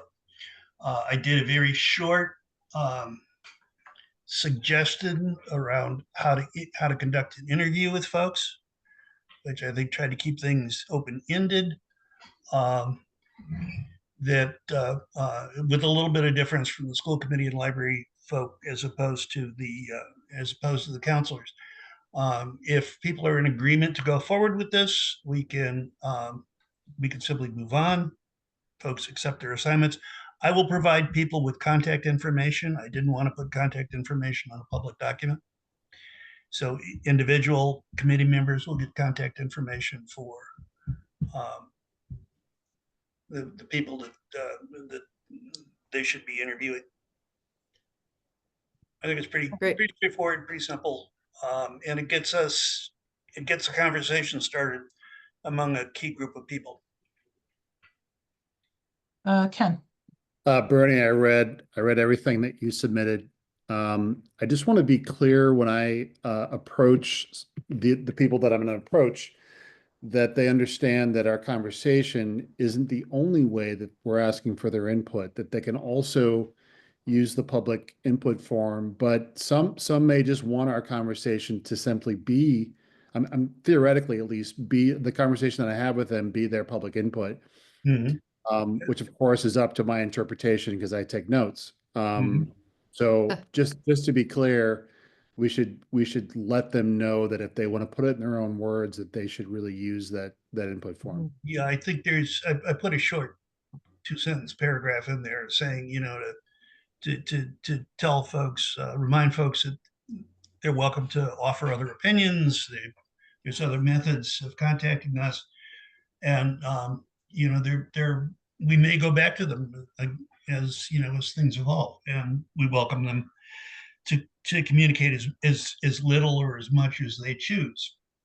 I would hope that more people would imitate Councilor Haneke and do our work for us in a nice multi-page memo. I see, I've got her. Yeah. Okay. Well, people may not want to talk. Yeah. That's the other option. And say, I'm going to skip this and honor that. I have a question and then I'll call Andy. These interviews, I think we need to have some, I appreciate that there's some sort of standard, some standardization around like the category or the framing of the kind of interview. I'm wondering if we need any sort of standard methods for tracking what we hear. In other words, taking notes, taking minutes, doing recording, or some combination, so that we can we're proposing, each time we're reaching out to someone to propose the interview and to set it up, we have a kind of, we have a similarity among what we're all doing with our assigned contacts. Okay. I'm certainly open to that. These are suggestions. That what I actually had in mind was, Eric, I think some work that you did earlier with sorting through communities and groups. We do the same thing, that that people would keep notes on these interviews. I would take responsibility for sorting and sort of grouping things. And so that we get an idea of where there's trends. And if someone else wanted to do that work as well, that would be fine by me. But I would ask that people keep, not verbatim notes, but notes in bullet points of the discussion. And then we can then sort and arrange them so that we understand where people are coming from and where we might see trends emerging. Okay, Andy and then Raphael. Yeah, I appreciate this work, and I think we talked about this being a starting point for our for our work, and something that we could do to get started. I I agree that that anyone, and certainly these people, could submit more detailed comments, or we might go back to them as we identify certain themes that we're interested in probing, and they might have further things to say going forward. Along the same lines, I think, as what Eric was saying, do we need a common form for reporting our findings? Should we have a common introductory email that, or text that would go to them to say, here's what we're trying to do. This is an initial, blah, blah, blah. And so somehow we need to introduce we need to invite them and it'd be worth having text that would be a common invitation, and then some sort of format. Are we going to ask each of these questions here, or are we going to say, we basically want to get your initial sense, whatever you want to tell us about. I think just having a sense of how we frame the question, and then how we collect the information. If we have a common form that we can fill in, whatever notes we take, we could fill in the form, then we can sort it. It'll make it easier to sort it and make sure that we're asking the same questions of all the participants. Okay, well, I can certainly take a shot at that. Andy, if you have anything in mind, or please, send it along, Erica, yourself. Or the outreach subcommittee could frame something as well. Yeah, I was gonna propose along those lines that we could create a kind of a container similar to what I had sent out to you all in earlier sort of forms to collect input on. We did one about public outreach ideas. We did one about, I can't remember what the other one was, but a simple form that you could fill out with your respondents' answers to the same set of 5 or 8 questions that you could paste in based on whatever notes, or submit a text document attached, to have them all contained in one place. I would welcome that. So if folks want to pull that together, and I will be happy to incorporate that into any kind of effort. This is an outreach thing, so yes. Okay, Raphael has been waiting. Go ahead. Yeah, we don't have a lot of time. So I appreciate the introductory email idea. The common form seems like it would be helpful to appreciate the work that you did on this, Bernie. I would say if you look at other charter review commissions, sometimes these interviews are shared with the public. If you look at Cambridge, they have a space where folks who have been interviewed, their sort of interviews are shared. Wondering if that's worthwhile, like talking about with for us.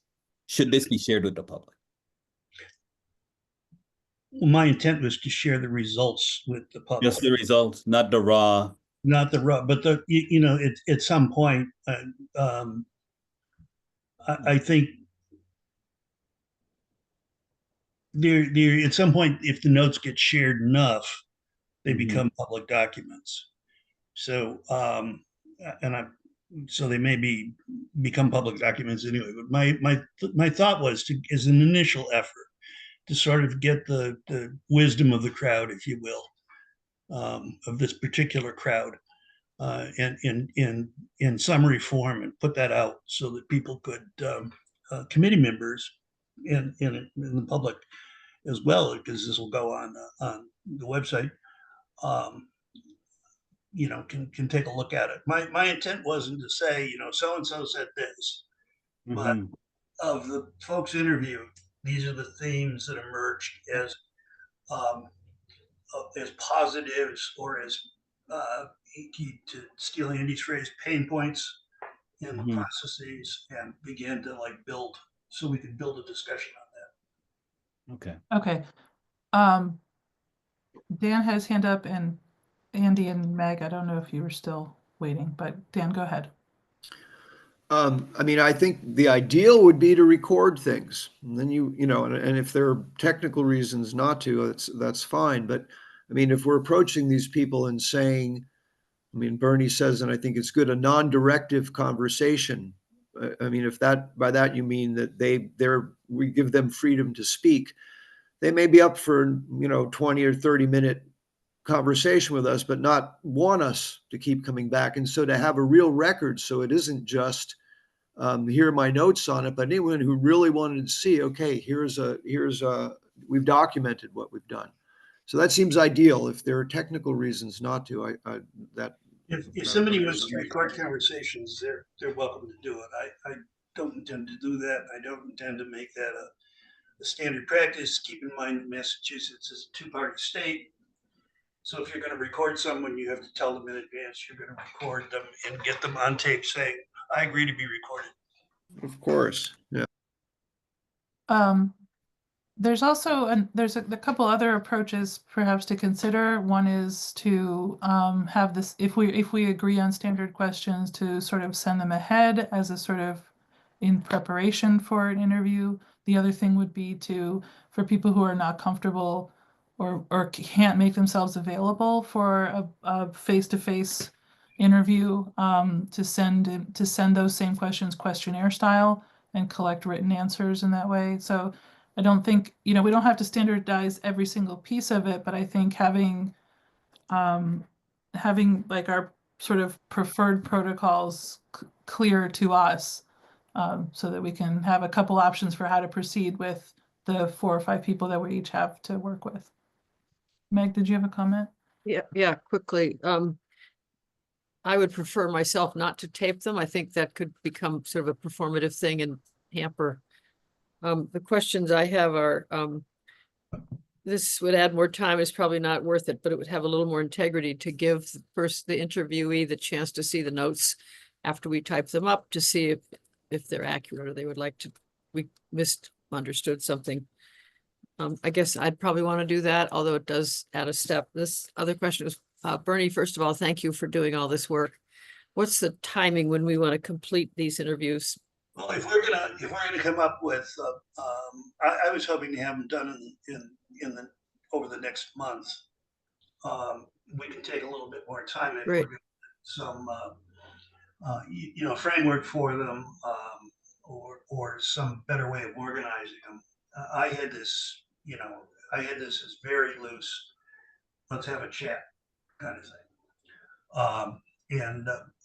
But we can formalize that a little bit more, and we can get a better way of reporting this, correlating this, and I'm happy to have that happen before we start. And What do you think about giving them a chance to see the notes before we submit them? If you want to do that, that's fine. Again, I think I'd like to do it just to be sure they don't say, oh my God, she totally misunderstood what I said. Yeah, I hadn't intended on doing that. But especially, this is a guy who always complains that whenever he's quoted, somebody's made it up. At any rate, I hadn't intended on sharing the notes back, but people are welcome to do that, certainly. We have 3 minutes of our allotted time. I feel like we're going to need 5 extra. Athena, is that possible for you? Yeah, please go ahead. Okay. Dan, and then I think we need to come up with what we're going to do with all this. No, Yeah. that was Okay. a mistake. Raphael. Yeah, I just want to be clear about what and how we will be using these interviews. I think the folks need to know. I don't think I'm clear yet. Sure, using to analyze to compile a report, but is the raw data, the interview, going to be shared anywhere? Like that type of information, I think, matters to these folks. Well, the intent would not be to, if the information, the notes come in, and I'll have to double check this, but if I collect your notes and your results of your interviews and compile them and then put them out on a standard fashion, then those notes are not public documents.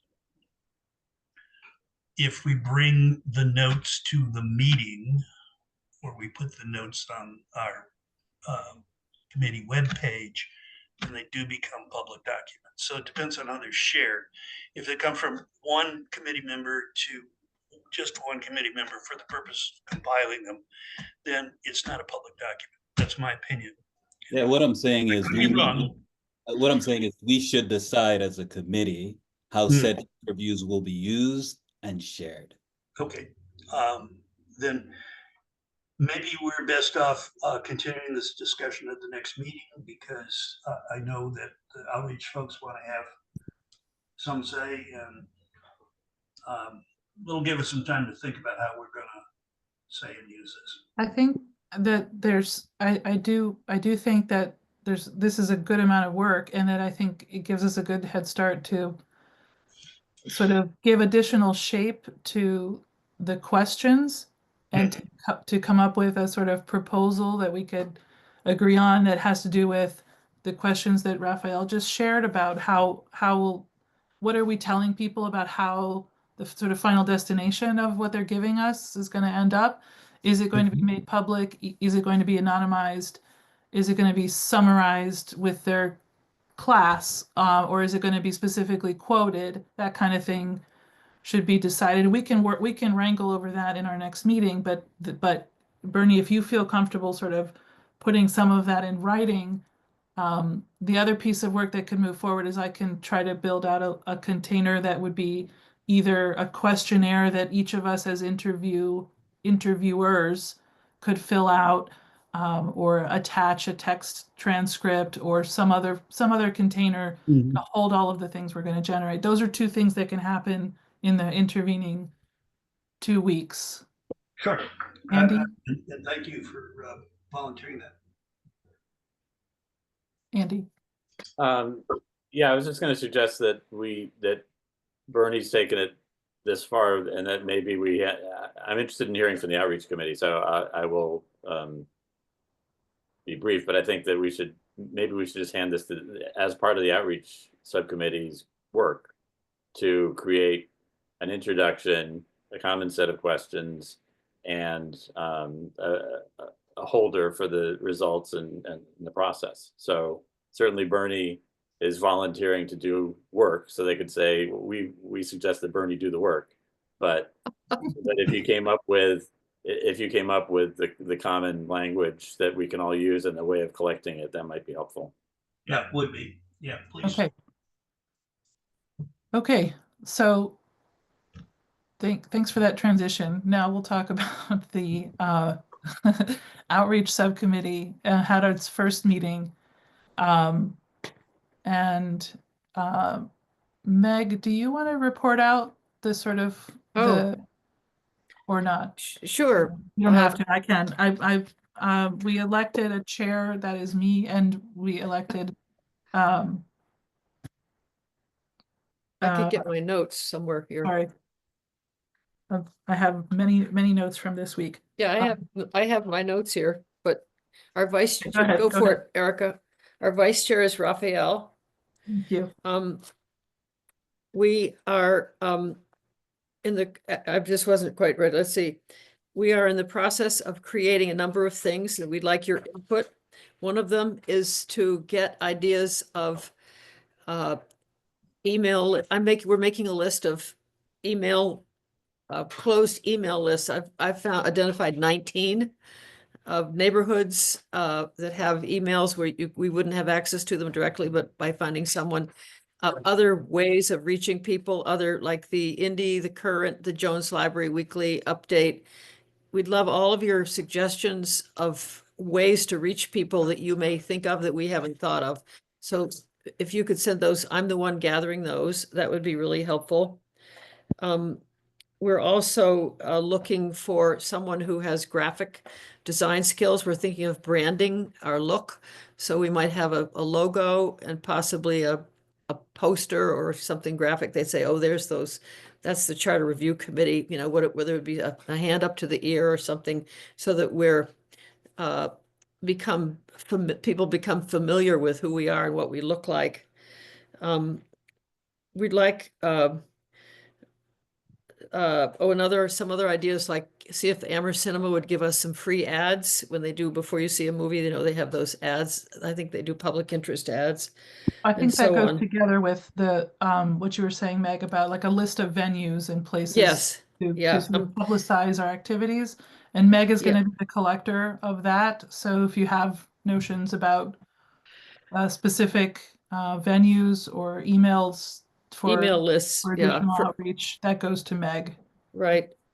We're also looking for someone who has expertise in surveys, so that, someone, in the communications department, maybe somewhere, who would give us some free advice on surveys. There's At a, our Meg, next- I'm gonna just interrupt you for 1 second. Yeah, thanks, because wasn't ready to report, so Okay, thank you. You don't have to do the whole report. I just. Okay, good, thank you. But the one piece that is really important to bring to this group is that we had a discussion about the public input form, the one that was initially drafted and proposed by Julian. And as a large committee, we all agree that it needed some additional work and thinking before we would sort of release it. And we wanted to propose to, as a subcommittee, we wanted to propose to this larger group that the outreach subcommittee take on and manage the process of editing that form Thank you. before it becomes public. So that's the nature of our report. I don't think we need to go further. There's No. work for us to do. We've set another meeting for next week. And I think we're adding some items to our own agenda based on what this last bit of discussion that we just had about interviewing officials. But we do need to sort of make a motion about that piece to sort of, does the committee agree that the public outreach subcommittee should take on the work of editing the public input form? Raphael, you had a comment. I talked over you, sorry. You're muted. Yeah, I wanted to make sure we got to that, and also recognizing we told Athena 5 more minutes, so we're there. So Exactly. So can I please make a motion? Second. As I said, I'm moving that the outreach subcommittee manage the editing of the public input form and then bring it back to this larger group for approval. Second. Thank you. Let's vote. Ken, Yes. Andy, Yes. Dan, Yes. Meg, Yes, Bernie, But of course, Raphael, yes. and I'll be yes. So that will become part of our charge. and if you could get those ideas of outreach venues to us by Thursday afternoon, that's on our agenda we're having our meetings on the other Thursdays, the same time, pretty much. So if you could get those ideas, we're going to start moving on that next week. Thank you. Sorry to interrupt. And Okay. Meg, those ideas go to you, not us. To me, Yeah. in exchange for not being the chair or the vice chair, I agreed to collect the outreach ideas. Yeah. Right. Okay. I believe we've basically reached the end of our agenda. Thank you, Unless Erica. there are other items that we want to make sure get added to the future agenda. When our next meeting is the 30th, I believe. Well, I think the outreach committee will have much more time, much more to share. We didn't We have will- to. That's right. We'll have more to share next time. So is there going to be a link to this meeting on the where is that going to be on the website? Mhm. I Okay. can send you a probably- link to the it's- recording, Dan.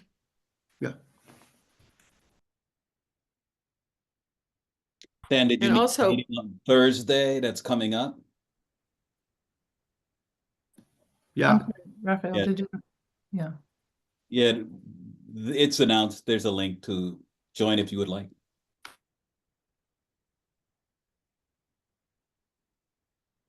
Other agenda items for January 30th that anybody wants to propose now? Well, I'm interested in the next steps on the reaching out that Bernie's working on. I think we should get going on that. And Remember that we added some of that to the subcommittee's work. Subcommittee. I also Right, have- well then, okay. Well, Let's put yeah, this- wow, big agenda for the subcommittee. I also put a list- Wait, hold on, Bernie, you had a comment? I can't hear you. I said I also put a list of department heads and the like on the, you know, for folks to look at. I haven't thought about how we're going to approach them.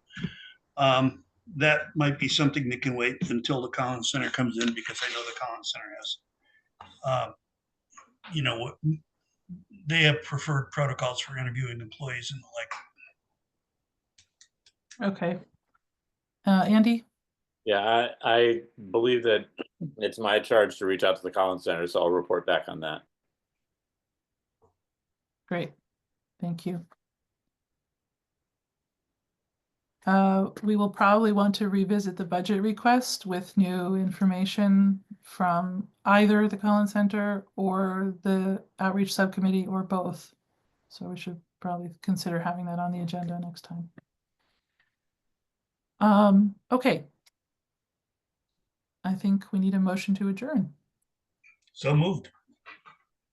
Thank Second. you. Second, Thank you, Ken. Let's vote. Raphael, Yes. Dan, No, just kidding, just kidding. just a few more items. You're gonna lose. Meg, Yes. Andy, yes. I'll vote yes. Bernie, Yes. and that was everyone. Ken, Yes. we Good night, are all. adjourned. Thank Thank you, you very Erica. much, Good everyone. job. Thanks, everyone. Thanks. Good Eric. job, Erica. Yeah. Awesome, Good night. awesome facilitation. Thank you, Athena. Thank Thank you, you. Athena. Good night, everyone. Thank you, Athena. Bye.